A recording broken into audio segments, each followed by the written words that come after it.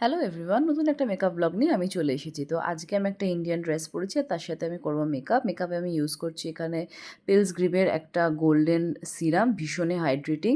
তারপর আমি এখানে ইউজ করছি পোজের এই ফাউন্ডেশন স্টিকটা, শেড হচ্ছে আমন্ড। এটা আমার স্কিন টোনের সাথে একদম ম্যাচ, তাই জন্য এটা দিয়েই আমি নর্মালি আন্ডার আই আমার কনসিল করে থাকি। তো তারপর আমি এখানে ইউজ করছি সুইস বিউটির এই এয়ারব্রাশ ফিনিশ ফাউন্ডেশনটা, ভীষণই ভালো একটা ফাউন্ডেশন এবং ওয়াটারপ্রুফও।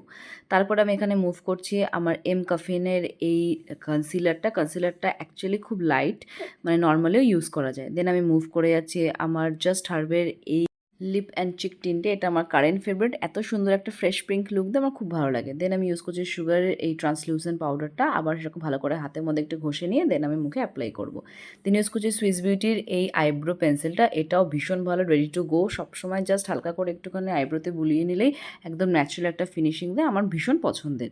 দেন আমি মুভ করে যাচ্ছি আইলাইনারে ইউজ করছি আমি একটা নেভি ব্লু কালারের আইলাইনার, যেটা ইনসাইড কসমেটিক্সের। তো এটা আমি লোকাল মার্কেট থেকে কিনেছিলাম, আমি জানি না এটা আদৌ পাওয়া যায় কিনা। দেন ইউজ করছি এখানে আমি মাই গ্ল্যামের এই লিপস্টিকটা, এটাও একদম ফ্রেশ পিঙ্ক টোনের। তো এত কালো হয়ে গেছে, সবই কেমন জানি কালো কালো লাগছে আমার উপরে, বাট অ্যাকচুয়ালি লুকটা খুব নর্মাল লাগছিল। দেন আমি ইউজ করি জুডিওর এই মাস্কারাটা ওয়াটারপ্রুফ না হলেও ভীষণ লেন্থেনিং কিন্তু দেয়। আমার পার্সোনালি এটা বেশ ফেভারিট।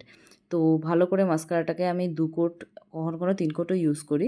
দেন তোমরা দেখতেই পাচ্ছ এত সুন্দর এসছে লুকটা। আর ফিনিশিং দেবো এখানে সুইস বিউটির এই বেকড হাইলাইটারটা দিয়ে।